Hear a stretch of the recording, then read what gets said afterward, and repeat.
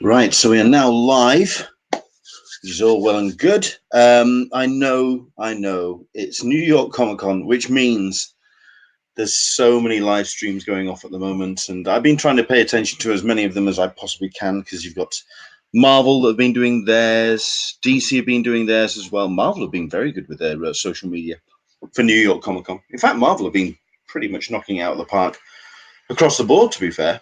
Lots of news coming out of them. DC was yesterday. So it was Marvel on Friday, DC on the yesterday.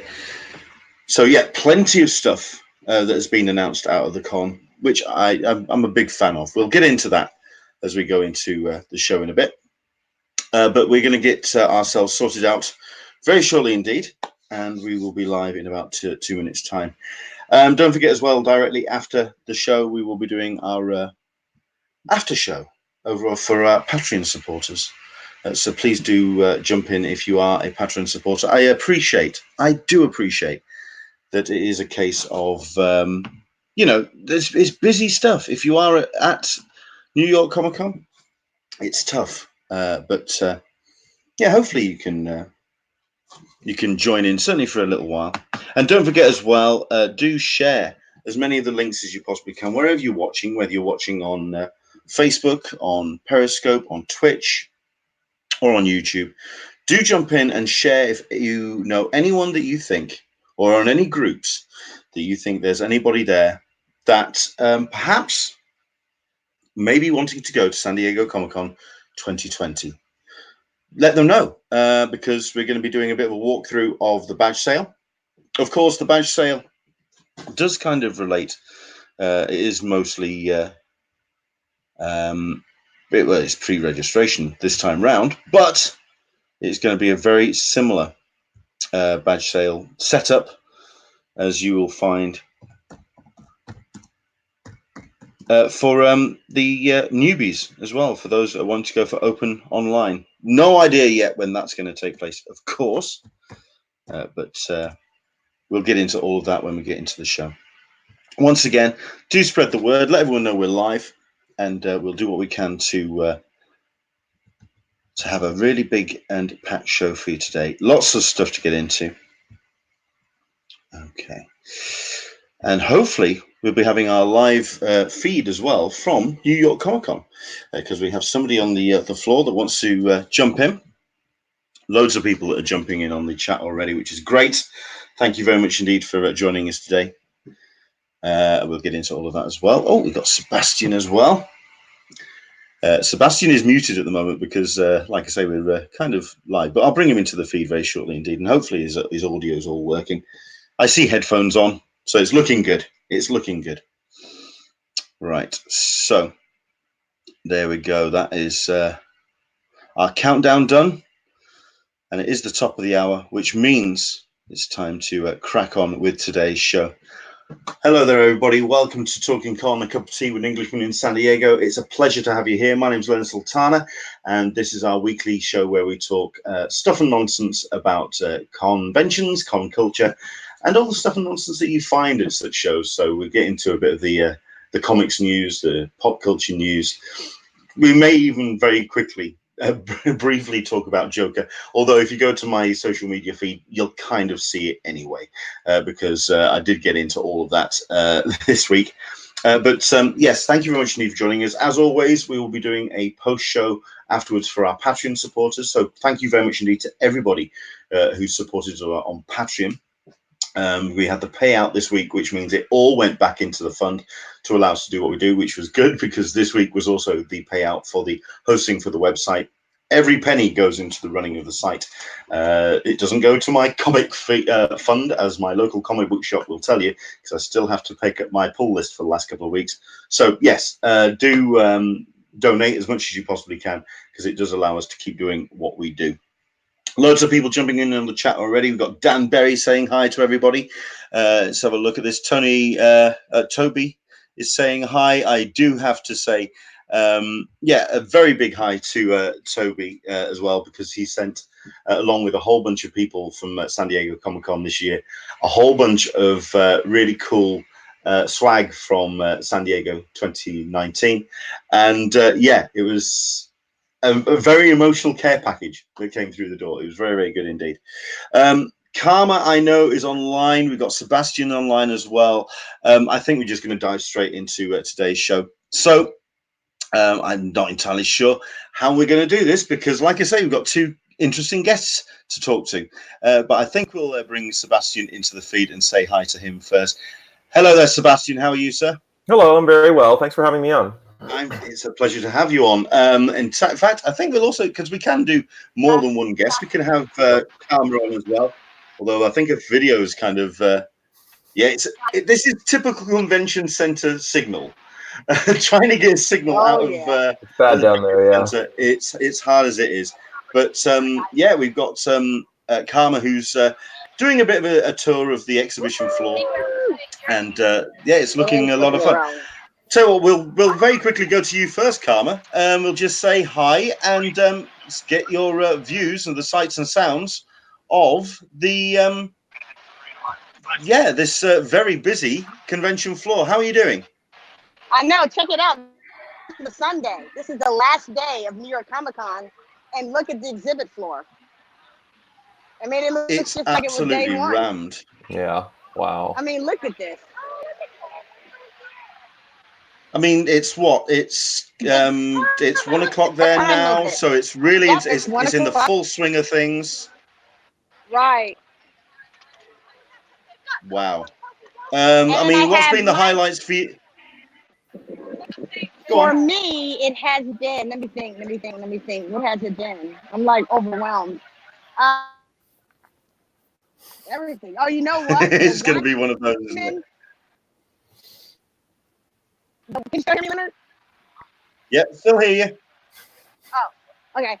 The Watchmen IGN after party. I don't know if you saw my photos. I saw as many as I could.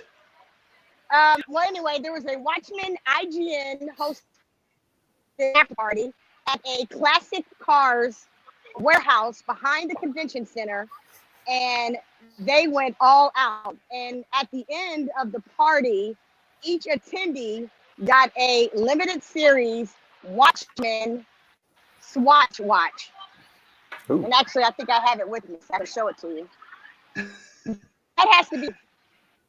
It was only given at the Watchmen party. Give me one moment. In the meantime, I wanted to, Leonard, I have a friend here that's a first attendee to New York Comic Con. Right. And her name is Susan. Here she is right here. Say hi, Susan. This is her first Hi, Susan. How are you? Yep. And she was lucky to get a badge for the day. So first time attendee? Thank you, Amanda, for the badge. First time attendee. She can't hear you. He asked you, are you a first time attendee for New York? It is my first time here in New York Comic Con, and I'm so excited. And I love being here with Karma. I'm having a great time. So exciting. What's been your highlight so far? Well, getting the DC pins for the Harlequin pins were really good. That was a lot of fun. Yes, that was there's a booth here, Leonard, a DC Universe booth, just like they had at San Diego Comic Con, but you scan, if you're a member, or even if you just sign up for their 30-day membership, you got a pin for every day of New York Comic Con, a unique pin. They also had a DC Universe offsite that's it's about a block north of the Javits Center. And you go there and they had all the different concept sketches of the new Harlequin animated series for DC Universe app that I believe is airing. When is that coming out? That comes out. Well, and they're also advertising Birds of Prey, also, which comes out in February. Absolutely. I mean, they're really pushing that DC universe. They're doing their best to get as big an audience as they can before Disney Plus really kicks in. They also were giving away, if you sign up for the DC Visa card, they were giving away this cool Jim Lee Batman black and white print. So yeah, they are pushing it really hard. Wow, fantastic. So I mean, I'm guessing you've done all of the days of the con. I mean, and you're saying that it is looking as busy as a day one. I mean, has it Yes. been from doors So let me open, walk doors closed? It's around. just been absolutely packed. Absolutely packed. The one thing New York Comic Con compared to San Diego, I'm gonna walk a little, is that you do not New York Comic Con. Oh, we are steadily losing her. We really are. We're getting typical Javits Center signal at this point, I'm afraid, by the looks of things.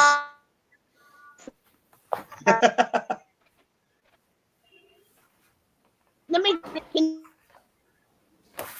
Yeah, I think we're going to have to come back to you on this one, Karma. Yeah, I think we're going to have to come back to her. So I think we will talk to her in a bit because that is it's typical Javits Center. It really is a case of trying to fit as many people into the building, and of course you've got typical convention center signal in there. It's just it's a bit of a nightmare, but we will try and come back to Karma in a bit. But I think that gives us ample opportunity to talk to Sebastian. Sebastian, thank you very much indeed for joining us. Sorry for that slight delayed introduction, because you've been deep in it yourself as well. You've been attending New York Comic Con as part of TKO. Now I was at the con for 3 days now, and pretty much from open to close, and then more work afterwards. So it's just like, oh no, I'm back there on a Sunday. But yeah, no, it's a really big show this year. It felt bigger than even previous ones. So I can understand the. Well, I think the best thing to do then is to kind of introduce yourself and let everyone know about you and about. Oh, hang on a second. It's just to put you back there. I'm trying to get you, so you're the big screen. That's what I'm trying to get. But I'm still working this the StreamYard. You're good. Function out. I'm getting there, but we're getting there. But good. Yeah, if you'd like to introduce yourself, because you are the editor-in-chief of TKO. But what does that actually entail? Right. So I've been in comics professionally for 11, going on 12 years now. I started off as an assistant editor at Marvel Comics. I did that for a number of years. Then I went pretty much freelance. I've been a freelance editor and writer in comics for 6 to 7 more years. And then for the past not even a year yet, in December of 2018, I helped launch TKO Studios, which is a new comic book publisher. We launched in December of 2018. I think the first day of the Comic-Con, New York Comic-Con this past week, we sent our second wave of books to print, and I am the editor-in-chief of that, and the second wave of books will be coming out in October 15th. Now, what makes TKO special or different from other comic book publishers is a number of things that we do really differently. We binge release our books. So in December of last year, we launched with 4 titles. Actually, it's actually very practical that were right here. Well, they're out of reach, but maybe I should have prepped this better, but it's been a really busy day. Anyway, so we basically, I can give you a little sneak peek of the next wave. We have every wave includes 4 titles. Each title, here's the Pound for Pound, which is a wonderful action-adventure comic by Natalie Chaidez, Andy Belanger, Daniel Mayua, and Serge Lapointe. So these come out, all 6 issues. Individual issues are going to be out in October 15th. And the single issues come in this very handsome slipcase cover, which I have a preview here. Jeff Lemire and Gabriel Walta's single issues, so you can pull them out. The single issues are in there. Sorry for the bad camera work. Nah, it's pretty enough. That's the first format. We also have them in trade paperbacks. Will be also coming out, and then we also have everything digitally. All of this is available through our website, TKO Presents, and of course we also do all of our own retailer outreach and fulfillment to comic book shops in the U.S., bookstores, more and more libraries, hopefully soon. So we're really expanding, we're growing. The first year's been incredible, the reception has been fantastic, and we're really excited to get the second wave of books into people's hands very soon. What I really like about what you said there was we put them out in trade paperback. They're not just standard trade. They're just these gorgeous prestige prints. They are really something to behold, because I think that's the great out of the screen for a sec so I can grab one. I think that's the great thing about TKO. While he goes and fetches the books, is that you do get the chance to sample the book first. The first issue is available for free on their digital on their website, so you can read it digitally, which means you get to sample the book. You can get to check out the book first, and then you can just launch into the full story in whichever format that you feel. And I think that's a really, yeah. And just a comparison, like here's a very handsome trade paperback of another book I've worked on, Rick Remender's Black Science. So all of TKO books, they're just a little bit bigger, but it's something that makes it really stand out. And also our printer is doing a really amazing job. It's Moquin. They're a wonderful printer in California, I believe, and they do an amazing job. So just kind of adds a little bit extra to our books. That's cool. Well, I mean, obviously, we'll get into a little bit more about TKO and how it's gone over the last year since the launch. But I think because obviously this is a show that is about conventions and the convention experience, I find it really interesting when a new publisher comes along and they need to get as many eyeballs as they possibly can on those books. Obviously, the local comic book shop is a great way to showcase the books, but the convention is a place where you can talk to your fans face to face. Now, some publishers really have struggled with getting into the convention landscape because of just how many bodies are on the floor, how many people are vying for attention. I mean, what has been TKO's approach in trying to get a foot into the convention floor, as it were? Right. Yeah. For the first year, again, we launched in December of last year, so we had one convention season now. Usually in America, it starts with Emerald City, and that's in March. Usually, that's kind of the kickoff, and then you have every month, dozens of smaller ones and larger ones. Kind of the epicenter is San Diego, of course, always in July, and now New York Comic Con in October. Kind of always creates the end point. There's still a couple of conventions after October, of course, but kind of as we roll out of October into November, December, things really quiet down and then kicks off again next spring. So this first year, TKO has actually not had a booth presence at conventions. We have been at conventions in the sense that I've been there as editor-in-chief. Our publisher and co-founder Zi Chun has been going to numerous conventions, and as we're just a really fresh comic book company that's doing a lot of stuff differently from even other, up and coming publishers, we really thought that this early in our tenure as a new publisher, our time is really best spent in Artist Alley, like really doing face to face with creators, obviously with fans, of course, but to really use the fact that we are just out now, we've published, we have books that we can point at and bring people and show them. And have conversations with retailers, obviously, but mainly with creators, because that's the lifeblood. Obviously, we want to, excite creators to work with us, to just know that we're out there, that we're interested in looking with them, and also just to put a face to, conventions are also a great way for creators and people who work in comics, 99% of which are working from home or working from studios or working from office spaces, to just get some face-to-face time and make some personal connections. And, as an editor representing a new publisher, it's always, 1,000 times more effective to just be getting some FaceTime with people, talking to them, as opposed to, being covered behind email, text, or even on the phone. So that's kind of been our first year. We've been hitting the conventions pretty hard, talking to people. New York now was really fantastic. It has a huge Artist Alley that's like the size of smaller conventions on a whole. And hopefully next year we're talking about TKO having some booth presence at the big conventions, and we're going to start kicking that off. But I agree that that's a big challenge. There's a lot of competition in all senses, and especially at these huge conventions like New York, San Diego, Emerald City. Increasingly, the comic book presence is always at struggling or competing with the much larger, like these titans of video games, movies, TV shows. The other distractions.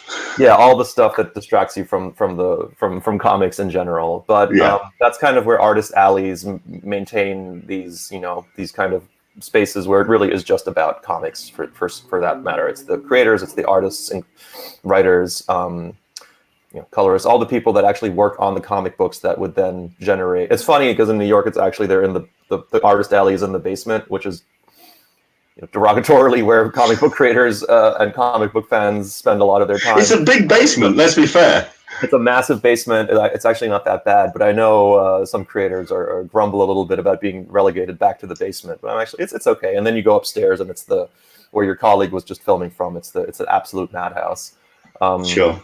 So it's a really good show, though. I really do enjoy New York for like the massive big shows. It's still one of the ones I enjoy the most. That's cool. I think this is where it gets a little bit inside baseball if you're watching this, so bear with me. Because I am very much aware that at the end of the day, a convention, it's a trade show. I really do recognize that it's about companies trying to put their products forwards for people. For most people in current landscape, for attendees, going to a convention, it's more like the word convention, it takes on a different meaning. But for yourself on the other side of the table and as a business, at the end of the day, it's a trade show, which means you are trying to make those connections, like you say, with fellow creatives. But then you do have to look at that that area of how a convention is recognized by the attendees, when it is a gathering of people and it's almost like a nerd party, as it were, rather than the actual business of getting books sold, if you know what I mean. So I'm guessing for year one, it is more about establishing the brand within the industry more than with the customer. Does that make sense? I mean, a little bit. It's because we're just starting out. We kind of have to, and we're still a pretty small, you know, venture. It's like I said, that this convention where Marvel, DC, other publishers are sending dozens of people. They have, you know, massive booths to kind of spread their presence. We're a little bit more guerrillas in the midst in that regard, that it's just the publisher and myself putting, you know, a personal touch on TKO, and really kind of you go down the list of, obviously we've talked, you know, readers know us now and are coming up to us and saying hello, but it's different from having a booth, for example, where you kind of stay at the booth and then people come to you and you can, you know, engage with them there. Whereas we're really still like going out and talking to everyone, doing round after round after round, an artist alley, just trying to get 5 or 6 minutes, you know, of talk time with people without, you know, interrupting their business and, you know, doing commissions and talking to fans and all that great stuff that Artist Alley is for. Well, I'm guessing that's another challenge of TKO representing at a show like New York Comic Con, purely because of the level of talent that you have put into the books from the word go. I mean, we're talking your Garth Ennis's of the world, your Jeff Lemire's, you know, real kind of like top tier talent. And when it comes to conventions and companies representing, they usually get those talents to come to their booth or to kind of represent TKO. How difficult is it then to kind of get those talents to come to TKO as that year one representing? Well, I mean, I think, again, we're kind of shirking the traditional method of doing it, where a lot of the fanfare of conventions for booths for publishers like Marvel and DC is to have that party around the booth, is to have cosplay contests and get people to spend a lot of time at the booth because you're announcing new books or you're doing signings with, you know, with big creators or big stars. And we're not at that point yet. And even if we were, I don't know if we like to do things a little bit differently, and everyone loves a party. And, you know, I would, of course, love to have a signing at a potential TKO booth. But we're also cognizant of like just where our what's the most exciting way for us to reach people in a new way. We're very e-commerce forward. We're very much doing, you know, reaching out to creators. Readers are noticing us through our website space, on social media. So the convention space itself, like the physicality of just being in the same room with everyone, that's something we're still, you know, tackling in the future. And when we do, I hope that we would approach it, differently from Marvel DC to either the booth space is different or just how we present our wares at that space. But those are all, challenges, both, from a business and from a creative standpoint. I think that running a booth successfully and just making it fun to be at that booth versus conceivably hundreds of other booths on that floor that are blaring out, TV and music and everything that's going on there, that you really have to put some thought into how do I make the space that I am trying also obviously to use to run a business and to convey, brand identity and all that good stuff, but to also just make it super fun for people to be there. And Absolutely. for me, that usually always means like giving people FaceTime, like just taking the time in all of that chaos to just be like, you and I have like a 5-minute conversation about, either your career or comics or how's your year been? Because we only see each other once every, at Comic Con, basically. You have your con friends. That makes sense. I think also another way for people to discover the brand and discover the creative talents that you're putting forward is panels, which is certainly an alternative to having a booth space. It's a way for a very focused ability to get an audience in front of, literally in front of the talent that you've got involved. Did you run any panels this time round? And if so, how did they go? Yeah, I was on 2 panels on Thursday. Right at the kickoff, I was on a panel hosted by Vulture Press, which was about editing, comic book editing specifically. So there was myself on the panel. There was Warren Simons, was the former editor-in-chief of Valiant Comics.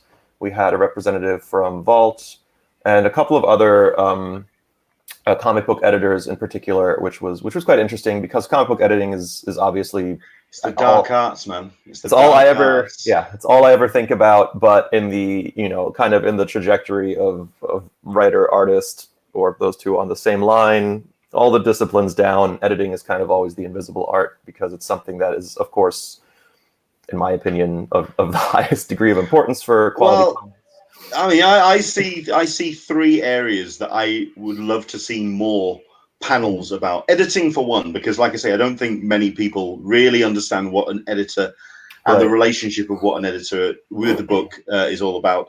Colorists and letterers. Those are the 3 panels I want to see more of, but I always get shouted down because they're not the sexiest of panels to put on. But I think they're so crucial. It's very nuts. I mean, it's all, you wouldn't know it until you missed it, but it's also, I mean, and we spoke about this on the panel, actually, about when I was a kid, when I was reading comics growing up, like, I wasn't until I was, fairly grown up that I started paying attention to actually the names in the front of the books. When you're a kid, you just don't really, I guess you don't care, or it's not that important as like that there's people behind it. Like, you just love the comics. You can't wait to read them. Why would you read the names behind it? But when you start paying attention, as you grow up, you start to realize like, oh, possibly if I like a comic, the name that appears in it has something to do with it. And, again, for every other discipline, writer, artist, letterer, colorist, you can point to, the part of the comic that is kind of theirs. And the editors, you're just kind of like, I guess the whole thing has some touch of the editors. But I agree. I think that there are, I mean, less, I guess, very like discipline specific panels, where I think it would be very interesting to have colorists come and talk to, either prospective colorists or just in general. But I guess the worry would be that these panels are only 45 minutes and you can only cut so deep, I guess, in that time. And then you get flatters involved, and then it turns into a whole other thing. Totally. Yeah, absolutely. And then there's professional, which kind of colorists, like if there's a superstars, there's also just like, colorists or letterers who are less well known. Like people always, it's also just like a show, right? People want the biggest names, or they want to see the biggest stars. Like, do they want to see an actor from the biggest TV show, or do they want to see arguably someone who is a better actor, not on the biggest TV show? So it gets a little, it gets a little in the weeds. But in general, like people come out, they have a good time. And then on Friday, pretty late, actually, that was kind of a killer. From 8 to 9 p.m., we had a panel with myself, the publisher of TKO Studio's, and a couple of other indie comic book publishers, kind of about a panel about the changing landscape of smaller publishers like ourselves, Vault Comics, Wave Blue Worlds, IDW was there as a representative, who aren't new at all, who've been, you know, making comics for going on 20 years now. But I think independent comic was that the one that was moderated by Eric Stevenson? No, that was not moderated by Eric Stevenson. That was moderated by Gene. I forget his last name, but he's he writes for the New York Times on comic book, you know, comic book landscape, comic book culture, and he's quite fantastic. It was a good and Kim Young-ji, who's an amazing illustrator. My favorite artist. Mind-blowing live sketches, was sketching while we were talking about nebulous things. So it felt a little like we could have just been watching him sketch for 30 minutes. Yes, you could. I am anyone who watches this on a regular basis knows how big a fan Kim Jong I am. I've got I could go into let's just stop there because I could just keep going. Yeah, absolutely. So when it comes to how TKO have represented at New York, then how has New York been in terms of success, in terms of being able to achieve as much as you have done? I mean, like you say, you're back in front of the table now, back home on a Sunday. I mean, how's the days gone? I feel really. No, I felt it was fantastic. First, it was nice. It was nice. Ironically, like usually, I mean, conventions are extremely. I mean, I find them very tiring. You're on your feet for 10, 12 hours. You're not eating or drinking right, probably. So there's a kind of a physical exhaustion, but like I'm really excited to get back to work. It was really wonderful to step out and talk to people. TKO, especially the first year, has been overwhelming in the reception. The fact that we were doing so many things differently from a business and publishing standpoint, that is of course exciting when you feel like you're part of something new, but you're also a professional aware of the forces and the currents in the marketplace and in the industry itself. So just to get to speak with a lot of different industry professionals, creators, and just kind of also get their feedback on us and how we are, perceived, the name that we have and we've made for ourselves in the first year. And all of that was super heartening, very, very positive. People are really excited for the second wave.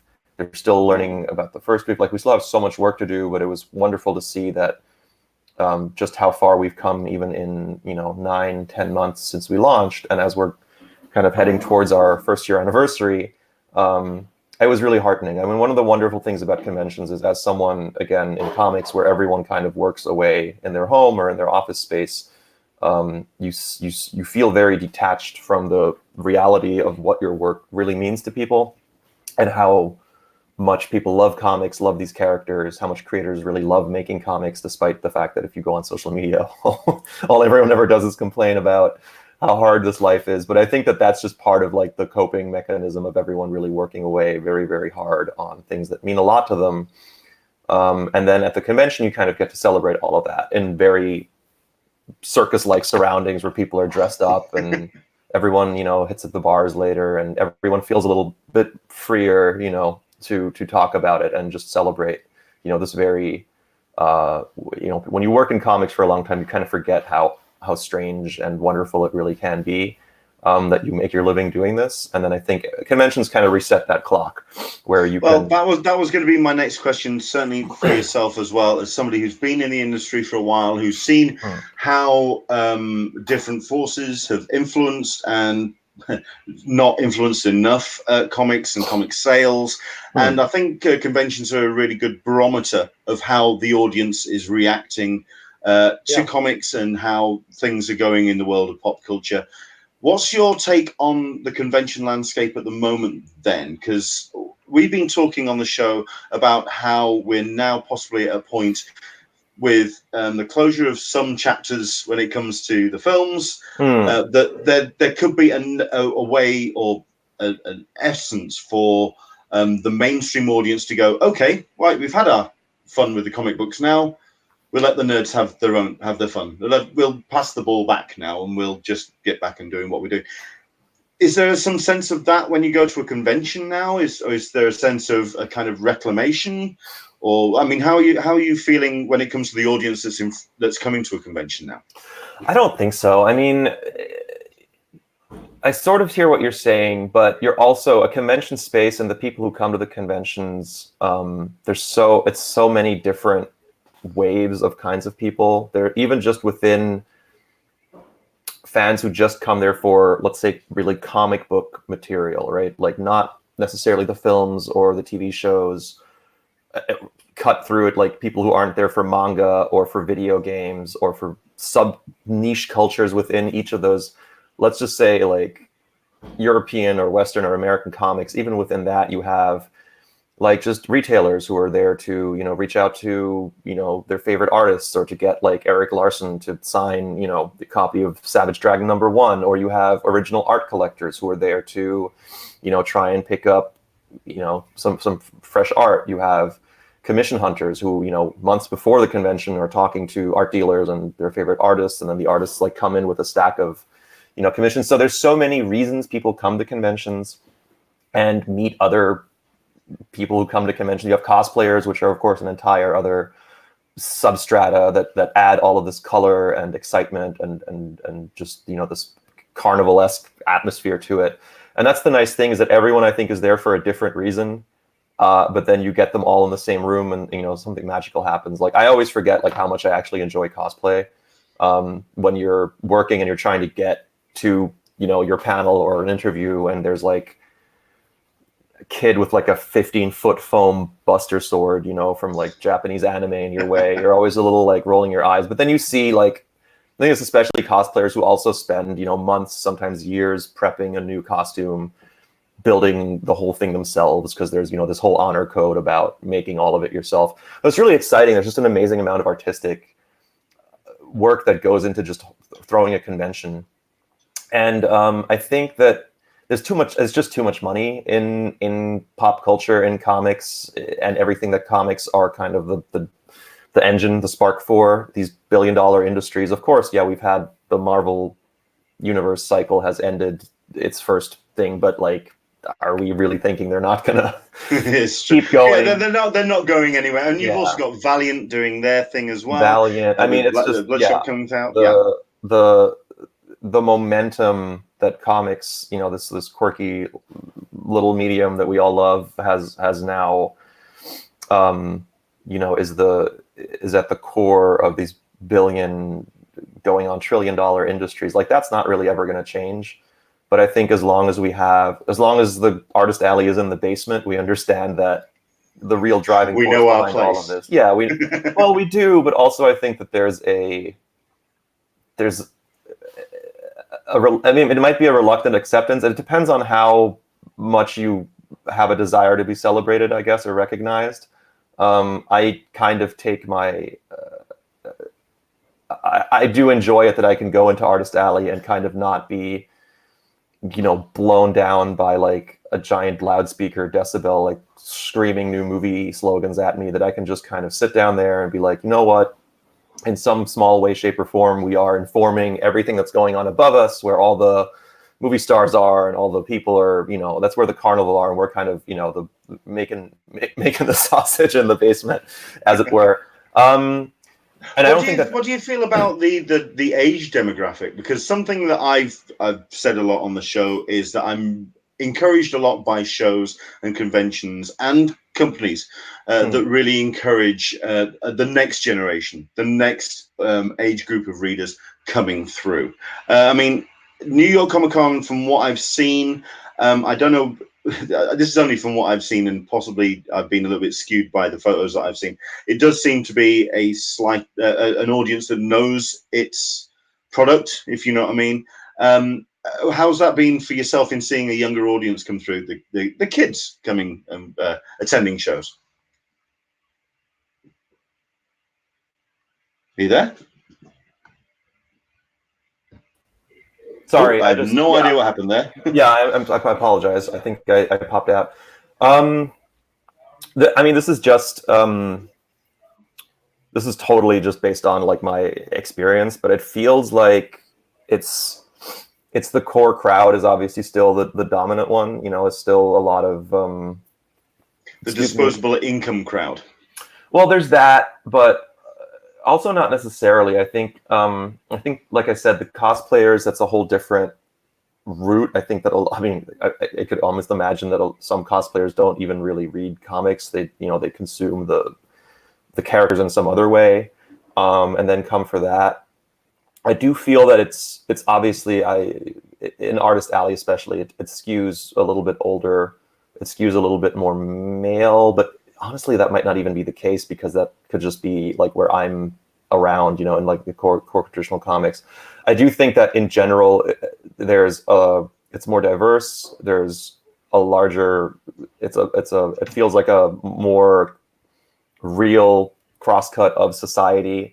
Also because I mean, people are just more visible. They're really living their truth in cosplay, in their fandom. And I have to say that it's very different. Last year I was tabling. I was selling, you know, books. I was selling the books that I've written. And when you're behind the table and you're waiting for people to kind of come to you and you engage them, that's when you realize, like, and there I was like noticing, like, so many kids, there's so many young people, and you know, a lot of first timers. They're always like, I've never been to a convention. Like, it's really like the circuses in town. Like, you just come to see the freaks and the colorful people and the people who apparently make a living telling, you know, funny stories, or, you know, make comics and all that stuff. So it really, I think, just depends on like where you're situated. Like, I'm fairly certain. I mean, it's a little, maybe not macabre, but a little grim. But I like to spy on the security guards who just, like, I'm sure the next day they'll be security guarding like a trade show for air conditioner parts or like car mufflers, and they're just always just like, what is happening? Like, why is that man like dressed in a giant cardboard Optimus Prime costume, you know, like with a dog dressed like Pip from Marvel? So I think that there's also still a little bit like, yeah, we're like, something tells me you've seen that this weekend. Oh, 100%. Like, we're like living, breathing weirdness, and I think that there's something, like, there's a collective exhale of excitement where, you know, when times are tough and what's going on in the world is kind of dragging you down, to be able to dress up. I also love that, like, you totally tell that some dads, like, they think you just dress up in a costume. Like, I see a dad who's totally just in a pirate suit.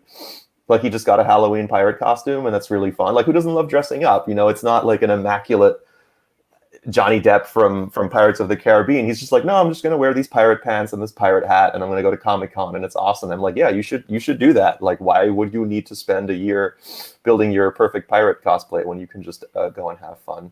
So in general, I don't know. I just really enjoy it. I mean, I'm not actually a person for crowds, so that's always kind of a struggle for me. But it's a huge amount of fun. I mean, personally, my favorite conventions tend to be the smaller ones. There's a convention in June here in Charlotte, North Carolina, called Heroes Con, which is one of my favorite comic book conventions.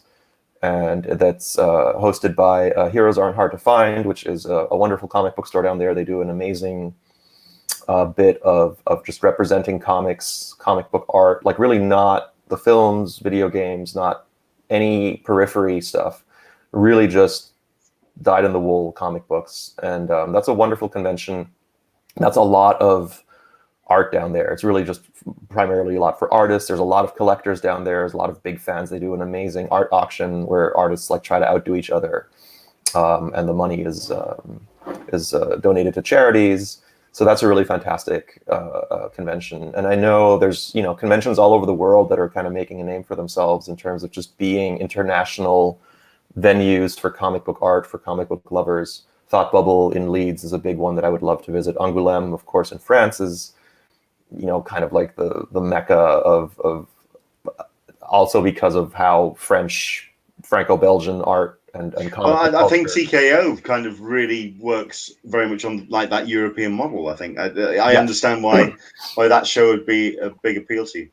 That would be fantastic. Also, just it sounds, everyone I know who went there is just like, it's like all over town. It's in all these different spaces and bars and coffee shops, and like after 4 p.m. everyone just breaks out, you know, the wine and was like, oh, that sounds really nice. even though they are allowing, it's a sign of civilization coming to. I was able to purchase a beer after 5 p.m. and just walk Artist Alley with a can of terrible beer, but it was just. It makes you feel like a proper adult just to be able to not have to, run to a bar. The one thing I will say about the New York Comic Con is that the Javits Center, the convention space where it's located, is a little bit in a no man's land. It's been a construction nightmare for, I think, going on 10 years, as long as I've been in New York. So kudos to everyone. We're hoping that gets changed a little bit when the construction's all done and dusted, and I mean, fingers crossed. Yeah, but then you always have. I mean, when my first New York Comic Con, Artist Alley was in this brand new addendum that they had spent 10 years and billions of dollars building, and then 5 years into 5 years later, so 5 years ago now, they were like, oh, now it's too small, and they tore it down, and now there's just a hole there that they're going to build another addendum into, and that's why Artist Alley is in the basement. Because I mean, at some point, you also have to consider that like the conventions themselves, disconnected from all the companies that come there, but the conventions themselves are huge money making. I mean, these things generate an insane amount of revenue. They have only incentive to get more people into them, and I think San Diego and New York both are finding that they're just physical at capacity. Like you cannot get more bodies in there. So the classic statement with that is even if they did manage to find more space, if they built out onto the island, or if they did something magical to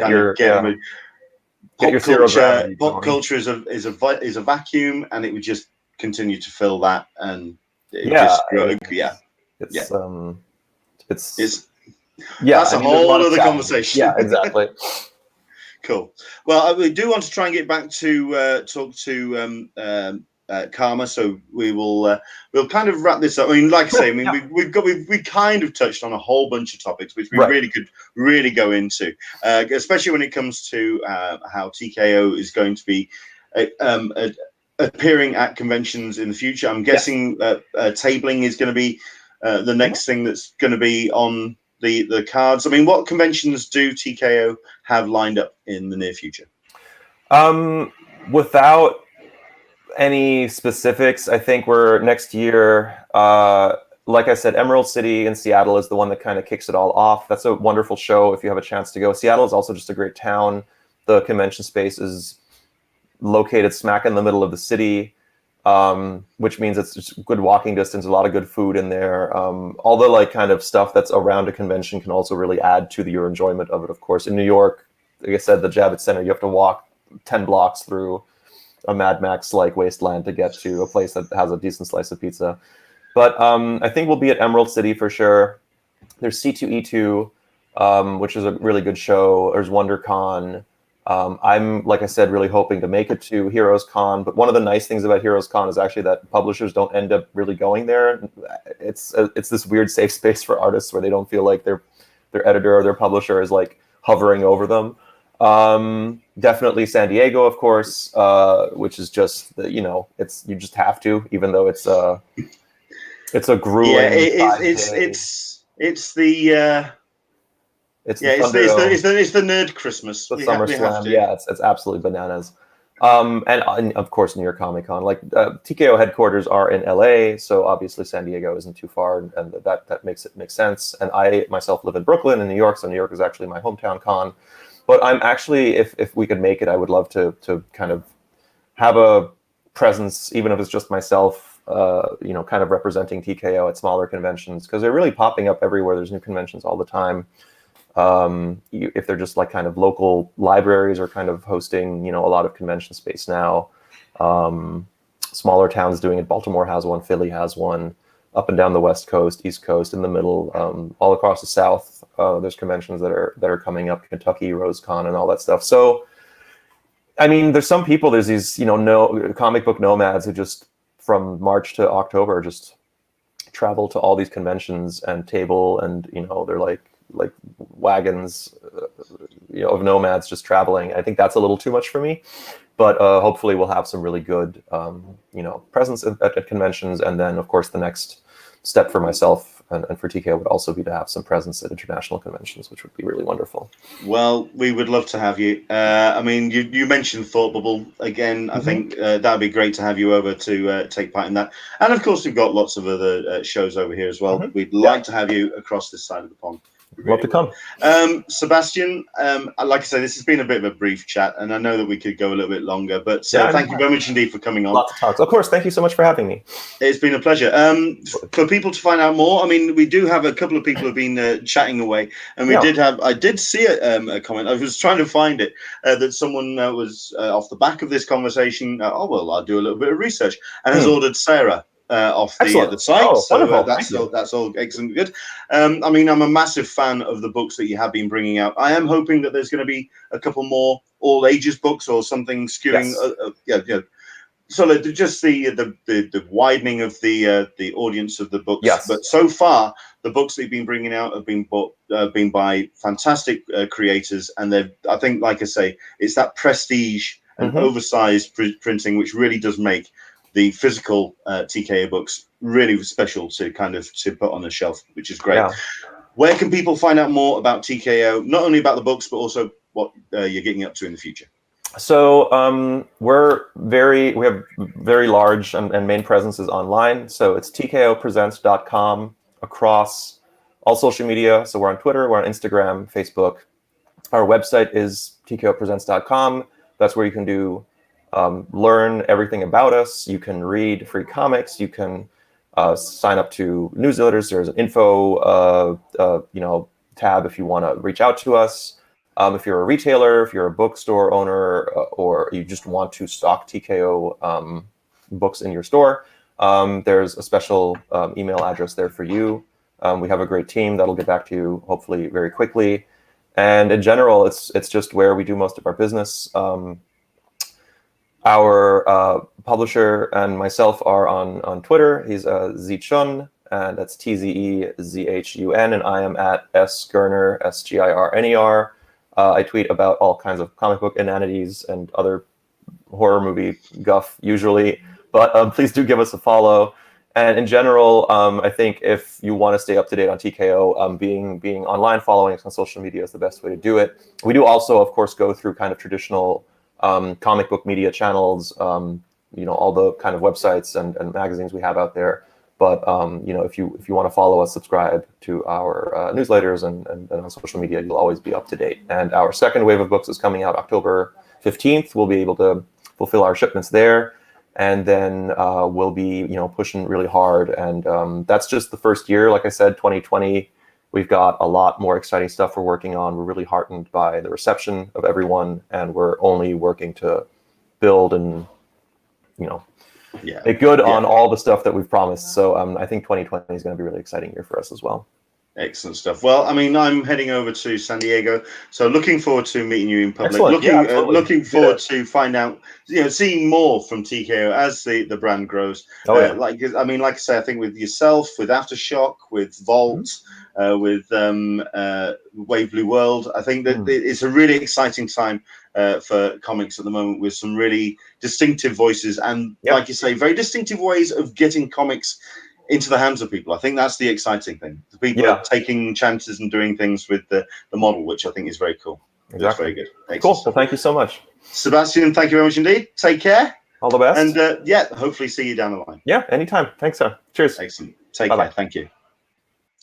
So there you go. That was Sebastian. I'm a fan of what they're doing at the moment. I think that it's a really exciting way for people to discover comics, to have that first issue available online, and then the ability to just get the whole story in one go without having to wait. It's almost like the kind of like the Netflix binging nature for comics in a prestige format. I think it's very, very cool indeed. So let's just see. Andy Bayback, did you just say that you are going to San Diego next year? Yes, we are going to be going to San Diego next year. If it kills me, if I have to start swimming now we will be going to San Diego. Dragging luggage might be a bit awkward, but that's the way it works. Yes, it's definitely going to happen. What else have we got? We've got one or two people talking about the conversation that we just had, especially my comments about things that I'd like to see more of at cons. Colorists. I'd love to see a colorist panel at the show. We got Into the Blue Mister saying, off the top of my head, I can only name 2 colorists, Dave Stewart for Hellboy and Matt Hollingsworth for Witches and Black Mirror, and one letterer, Tom Frame, 2000 AD. I think that's the thing. These are important elements of the book. Matt Hollingsworth, if you see the work that he does, it's not just a case of, oh, well, the jacket's in blue, the jumper is in grey. There's so much detail and texture that a colorist brings to a book. Likewise with letterers. I think there's been some really exciting lettering that's been going on in recent years, because it isn't just word bubbles, it's about sound effects and the way that it's the sound department of a comic. And you mentioned Tom Frame for 2000 AD. 2000 AD has a really strong, distinctive way it does its lettering, and yeah, there's things that I think should be discussed more. So thank you very much indeed for your comment, Into the Blue Mister. Indeed saying they need more recognition. Absolutely. Let's have a look at this. Yeah, we do have ourselves, let's see, we've got ourselves. All right, okay. Sebastian just telling me that he popped out, and yeah, he did, and then forced him back in. Oops. Right, so yeah, exciting stuff. Thank you very much indeed for Sebastian taking that time. I want to try and get a show into an hour, and we really did kind of go off there. I did try and get Karma back into the stream. I've asked her if she's available, but she's not responding, so I'm guessing she's back into the show for New York Comic Con. Do check out Second Union on Twitter, because they've been doing their best to post as much as they possibly can. We've been doing our best as well, because we've got a couple of people on the ground. Do follow our social medias on that. But yeah, it's been great to see what New York Comic Con has done this year. The thing I love about New York Comic Con, it's not a passive show. It's not something that brings people along to just kind of sit on a panel or sit behind a table to kind of just be a monkey dance. It's not just a kind of reactive. It's not a passive show. It's something that really does bring news stories to the fore as well. So we've been getting a lot of stuff on Friday from Marvel when we have the announcements about the new Thor book, which is coming from Donny Cates, the new book for there's so many. Bear with me a second. Star Wars is getting relaunched again with the new Marvel range. It'll still stay in canon, but it's getting an issue 1 restart with a new creative team. So that's going to be really cool. You've got Ms. Marvel that's getting introduced as part of the video game section. You've got Al Ewing doing Guardians of the Galaxy. All of that got announced on the Friday, and that's the kind of thing that keeps sites like Bleeding Cool and Newsarama nicely busy. New York Comic Con does bring news stories to the fore. And then yesterday, it was all DC.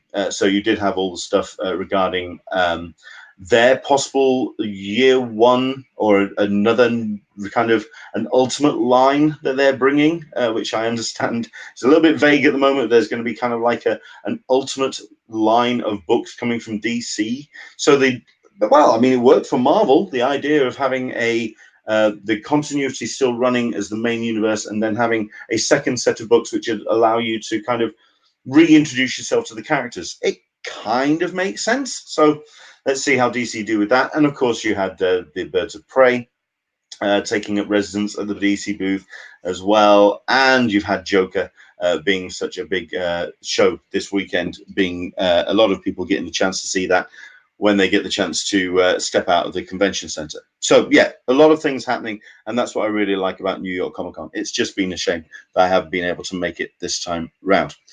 Right, take a little bit of a break, an advert break, which we would usually do around the 30 mark, but we'll do it now. Don't forget, directly after the show, we will also be doing an after show, as always, on the it's a private YouTube thing that goes to the Patreon page.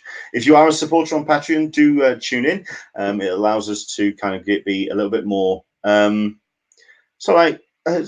an Englishman in San Diego uncut. I rant a little bit, but bear with us. I try and do my best to talk all sorts of stuff and nonsense on that stream, so do join us for that. Right, it's now time to dive into something which is called the Sunday Surgery. It's what I want to try and do with this section of the show is very quickly answer as many questions as I possibly can for those people that are wanting to go to a convention, attend a show. If there's any specific questions that you want to ask, say, for example, about ADA, or maybe you want to ask something about how long it takes to line up for Hall H or something. People who haven't gone to a convention before, they want to get some answers. That's what we try and do in the Sunday Surgery. This particular episode, a little bit different because, of course, it has been announced. We are going to be having the returning registration sale next Saturday, which is for San Diego Comic-Con 2020. This is for people who got tickets or badges for 2019. I word it like that rather specifically because I was absolutely under the impression that you could not actually take part in the badge sale. You could not be eligible for returning registration if you bought a badge and then didn't use it. If you didn't actually tap in for 2019, you couldn't actually be eligible for 2020. As it happens, both myself and Caroline bought badges for last year because I wasn't too sure if I was going to be attending as press, and I wasn't too sure how things were going to pan out. We actually got tickets for the pair of us for last year. We weren't able to use them, and we didn't refund them. As it happens, that does mean that we're actually eligible for the badge sale, or certainly Caroline is.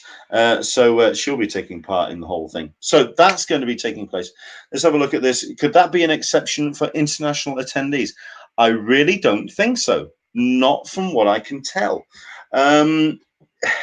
Yeah, it's an odd one, is this? Like I say, I'm absolutely certain that it wasn't actually eligible for people who hadn't tapped in. But that's the case. So no, Caroline's going to be taking part in the badge sale next week. So let's actually get into it then. It's all about, yeah, how this whole thing takes place. First things first, let's see if we can just remind ourselves of some of the big details when it comes to the badge sales. Especially when it comes to the prices. The prices have gone up. I believe it's around a 6% increase across the board. As always, as you can imagine, as an English attendee, I do try and let people know about the increase, certainly when it comes to the UK price conversions to British pounds. So we do have these, I think actually that's last year's. I think that's going to have to go because that is last year's prices. Let's see if I can dig out the actual this year's prices. Sorry about that. That is actually last year's. Bear with me. I will try and just dig that out and just bring that over. I do actually. Yeah, they are. There we are. Let me just bring that into play. This is this year's conversions.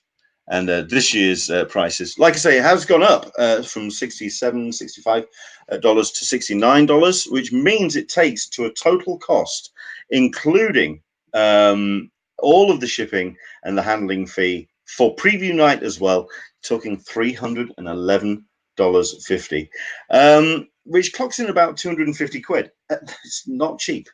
Not cheap at all. But at the end of the day, I think it's safe to say, and we kind of said it on a stream this week, if that's what you feel it's worth, then that's the price of the ticket. It's as simple as that's the price of admission. Simple as. So there we go. It's $50 for preview night. It's $69 for each day, Thursday through Saturday. And then you have Sunday, which is $47, plus the handling fee, which is your lovely box and your mailing, which clocks in $311.50 at the moment. So there we go. Right. It ain't cheap, but let's move on. So the way that the badge sale is going to take place next week is going to be through the waiting room. You will be receiving, if you have been accepted and if you are eligible, you'll be receiving a link in your inbox over the next couple of days. Usually about Wednesday is when the kind of like the cutoff point. You should be getting the link to the waiting room. This will be also available on your member ID page. Do use your member ID page more if you get the chance, because there's lots of stuff on there, especially when it comes to volunteering, information and updates about San Diego Comic-Con. And like I say, the link to the waiting room. Like I say, if I miss anything in this, please do let us know, because we want to kind of we want to. I want to make sure that I'm not missing anything. So I'm going to keep a close eye on the comments. If I miss anything, do let us know. The link will be open and available from 8 a.m. Pacific time. This is on the 12th, Saturday, the 12th of October. If you do actually click onto the link early, you do get the rather cute message that you. This is actually from, I believe, Open Online last year, and you get the kind of the idea that you get that cute little message. Thank you for joining us. You have arrived early. Please take a moment to read through this page and come back 5 to 10 minutes before 9 a.m. Pacific. Well, most people do usually kind of log in a little bit early, so at least they get the funky messages, which, yeah, I'm a big fan of the yellow bar. Don't forget as well, you are seeing there the spinning blue circle of death, as we are more than familiar with that one. It's brought ticks and Pavlovian responses across the board for everyone who sees it. Whenever I change my avatar to the BSOD, it really does kind of get people very anxious, as you can understand. But there we go. Like I say, the waiting room stays open for that hour between 8 and 9. Lots of updates that do show up on the yellow bar as well. So do keep an eye on that, because we have ourselves stuff which does show up. Let's have a look if I can just put this up so people can see a little bit more. So if at any time you're removed from the waiting room, log into your member ID account, click the registration info tab and use the link to enter your registration code again. You'll be put back in the same random group you were assigned. This will not impact your chance of being selected. It really is important to not use the F5 to refresh the page, not use the back button. Let the system progress the way that Expo Logic and CCI are needing you or wanting you to do, because it really does affect how you are introduced into the badge buying process. If you do see the blue spinning, the blue circle of death, or spinning circle of death, if you see that stop spinning, don't panic too much, because the page is refreshed every 2 minutes. So it may sort it out. At the end of the day, it is just an animated GIF. Yeah, it's a case of as long as the graphic is shown, you should be okay. But like I say, it does give you the options and the abilities to get back into your the process as required. The waiting room and badge purchase process may behave erratically if you're using a tablet or mobile device. Strangely enough, however, I find this interesting, because I have actually had people and friends who've taken part in the badge sale on their mobile and have had no problems, so long as they are using the Chrome browser or a nice solid browser on their phone and have a solid signal. I don't necessarily see too many problems. Because of the whole way that the waiting room is set up, with the randomization and placing you into a badge buying group as randomly selected by CCI, it really is more just a case of, as long as you are in the waiting room and ready to go, it can be done. It can be done. So this one, while I understand the concerns, don't necessarily take it too hard if you are happen to be, for example, at LA Comic-Con while the badge sale is taking place. Yes, that is happening next weekend. So anyone who's attending LA, this the mobile option may be the only way that you can actually take part, which is the shame. Okay, what else we got in this? If you attempt to enter your registration code on a different device and or browser, your registration code will authorize the new device. Yeah, this is just down a case of the way that the whole thing is set up in terms of multiple browsers, multiple logins. It is effectively trying to protect itself from a swamp of people applying for badges. At the end of the day, that's the reason why the whole waiting room process was introduced in the first place.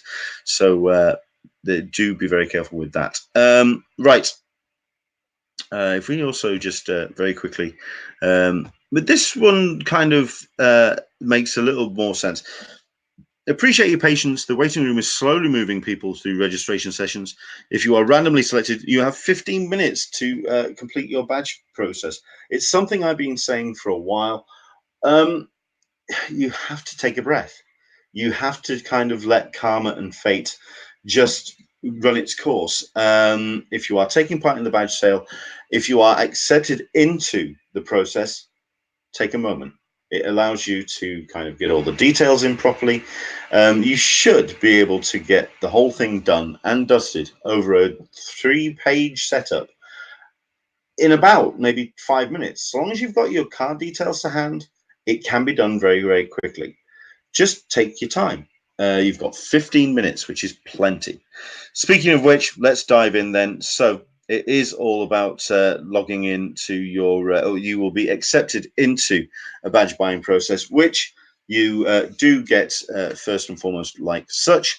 It gives you the standard instructions. Do not use the back button. If you want to purchase a badge for the attendee you logged in with, click the clear button next to their name.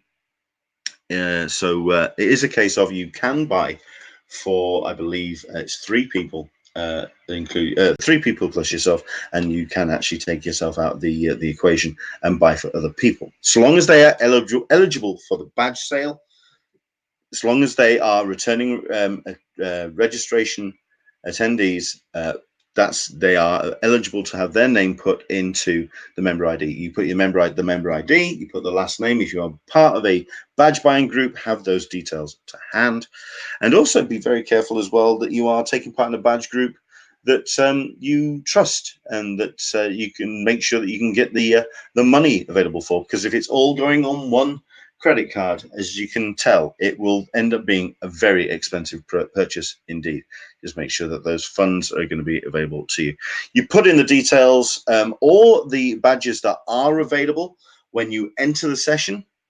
They will be available until the close of the session, which means if they're not available when you first log in, that's the inventory that was available when you logged in. So it's a case of nothing will change from the moment you have logged into your purchasing session till the moment you leave.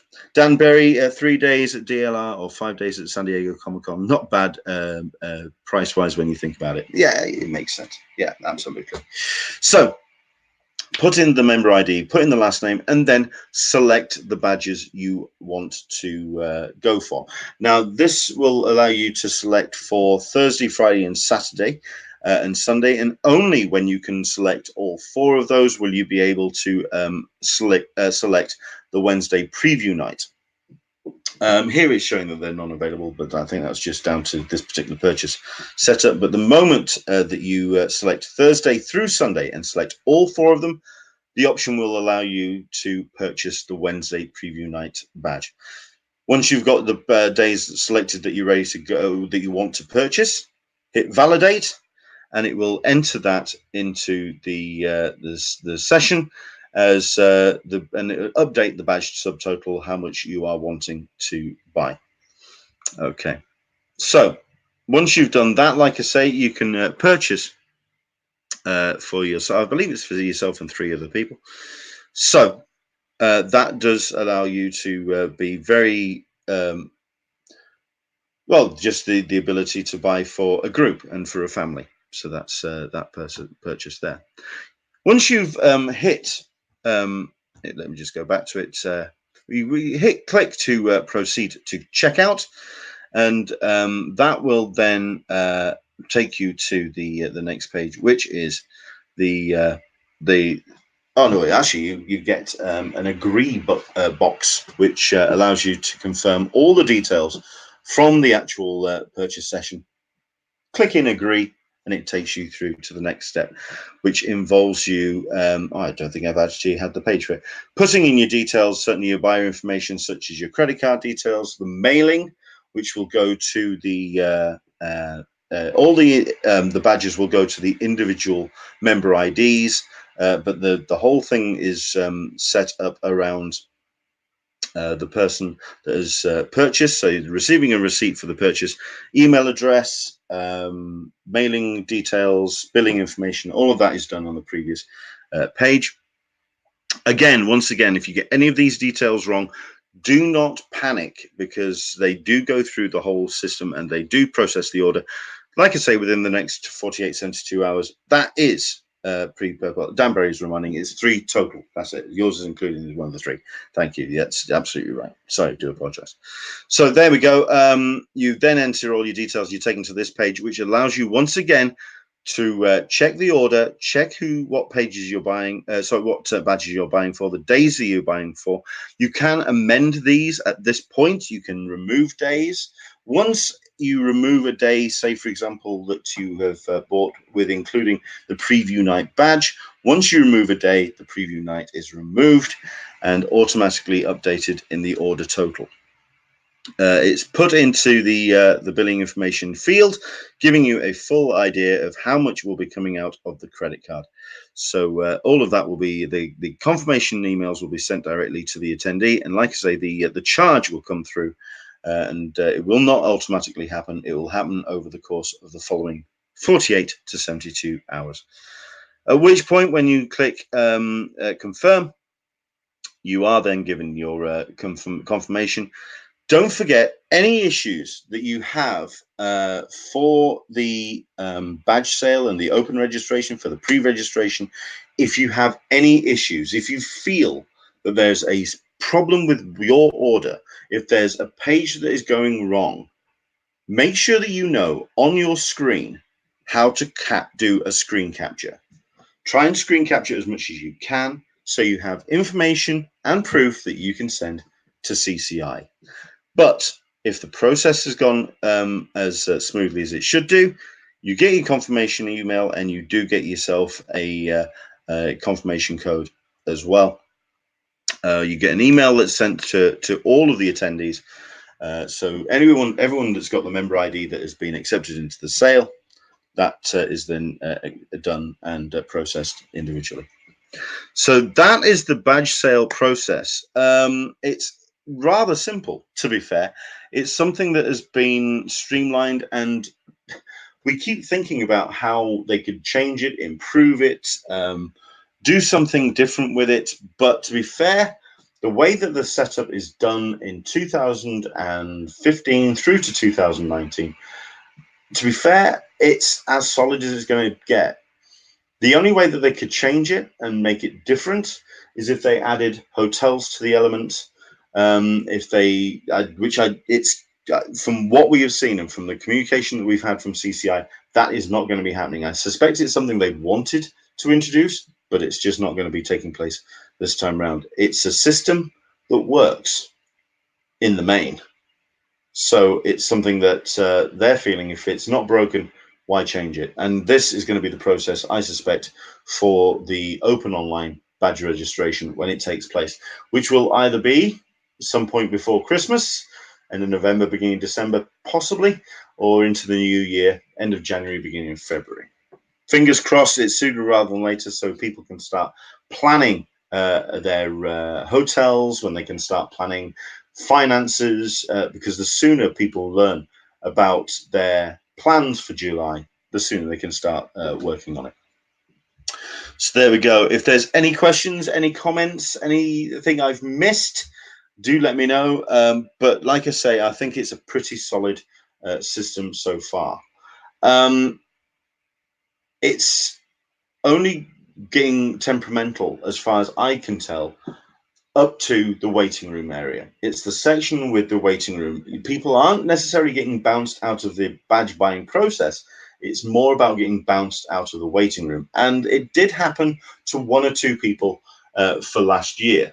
It seemed to be a little bit more problematic for the 2019 sales rather than 2018. 2019 seemed to see a little bit of an increase in people getting bounced from the waiting room, which got us a little bit concerned. But at the end of the day, the badge sale, certainly for pre-registration, should be all done and dusted within the hour. For open online, I think it was done around the same kind of about an hour 20, hour 20, hour 25. But within an hour, it should be done and dusted for pre-registration. So fingers crossed, if you are taking part in the badge sale on Saturday, fingers crossed for you. We'll do a little bit of a recap of what actually took place. And we'll do that on next week's show. So please do join us for that. Speaking of which, I just want to check on my guests for next week, see if I can actually confirm it and actually let you know who's going to be taking part in next week's show. Because, yeah, looking forward to some great guests that we've got coming up over the next couple of weeks. Okay. Yes, I do. Oh, we've got a very good one for next week. So we'll talk about that in a second. So there we go. That's the badge process. Any questions? Anything that you want to put to me? Anything you want clarifying? If you're watching this and you're attending or wanting to attend for the first time, let me know. Jump on my social, Englishman SDCC. Any questions? I will do my best to answer them as best to my ability. But yeah, do just jump in with anything that you want to ask, and we will get into all of that for in time for next week. So there we go. Right, I think that's pretty much us done and dusted. Shame that we couldn't get Karma back on to show us a little bit more of the floor, but I think it's safe to say, from what we saw, it looked absolutely packed for a Sunday. That's incredible. It says and speaks volumes about New York Comic Con and its place in the convention landscape. It is just such a huge show, and it's not just those 2 core days of the Friday and Saturday. It's from the moment the doors open to the moment the doors close. I'm looking forward to wrapping up this show so we can kind of see what else has come out of the con for 2019 and for the Sunday. So really cool stuff that's coming out in New York Comic Con. Right, we've run a little bit over, so we'll let it go there, and we'll say our farewells. Thank you very much indeed for joining us for today's show. Thank you very much again to the editor-in-chief for TKO. Do check TKO Studios at TKO Presents on their social media. Check out their books. I would be remiss if I didn't mention Sarah, which is a pretty good book. I might talk about that on the Patreon. We'll get into that. There's some really amazing books that they are bringing out. Do check out the lineup currently available. Like I say, the first issue of each of the runs that they are doing is available for free. You can check out that first issue at tkopresents.com. So all of that is available on their website. Thank you very much indeed for joining us. One thing I wanted to, again, talk about very, very quickly before we wrap things up is the love I have for my online and in real life con family. We received a box. This is myself and Caroline on, I believe, Tuesday or Wednesday. This has been a tough couple of weeks, obviously, with the inability for me to go to New York Comic Con, with loss in the family, with various things that have been happening. It's just been a very tough couple of weeks, couple of months. It's just been a really hard 2019. For us to then receive a swag box from San Diego Comic Con 2019 from our con family. It was spearheaded by Toby Tolentino, which was then kind of like gathered from everybody else. The idea being that it was everyone putting in something that they found as swag, as a kind of like care package for myself and Caroline to say thank you very well, to say that we were missed. What we actually received in the box was just mind-blowing. I'm gobsmacked now about just the amount of stuff that we were sent, and also some really unique items, such as a Warner Brothers media bag, such as the Black Widow cap from the Marvel panel, which is just incredible. Caroline has been rocking that. I will not be getting a look in on that particular item, but there was just so much stuff which really gave us a flavor of going to San Diego Comic-Con without actually going. It really was just mind-blowing.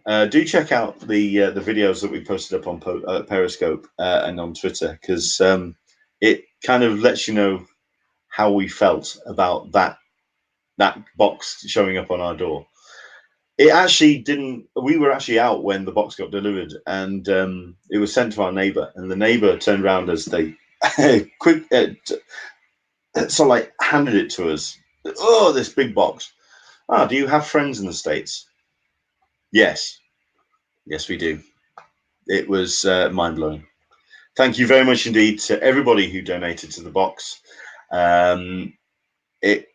Yeah, I just don't know what else to say, but my heart nearly exploded. It was just stunning. Thank you very much indeed.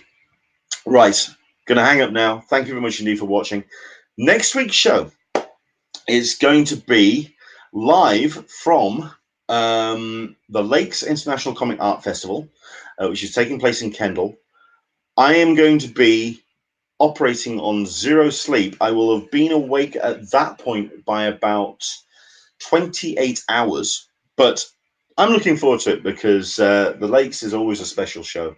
Very much like the other shows that we've been talking about earlier with Anglais and with shows which deal with almost like a festival, where it's different locations scattered around a town or a city, where people can see various elements around various venues.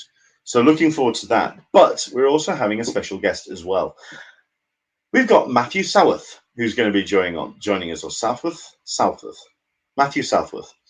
Matthew is, of course, the award-winning artist of Stumptown, which is Greg Rucka's incredible book, which has been adapted into an incredible series. I managed to catch the first episode this week of the new adaptation that's been put out there by, I think it's ABC. It's a great series. It's a great book. I am a fan of Stumptown as a book. Matthew is going to be joining us as a guest. He's going to be talking about his convention experience, about his interactions with fans, and also talking about Stumptown and all the other things that he's got going on at the moment. It's a great guest that we've got. He's going to be next week. That's Matthew Southworth, who's going to be joining us as our guest on next week's Talkin Con, a cup of tea with Englishman in San Diego. Thank you very much indeed. I'm hanging up now. I'll quickly sort out the whole business with the after show. Join us in about 2-3 minutes, where I'll be talking about Joker to some degree. We'll get into all of that. Thank you very much indeed. Take care. Hope you enjoyed the show, and I'll see you down the line. Once again, any questions that you have about returning registration, Englishman SDCC, do get in contact with us, and I'll try and answer the best I can.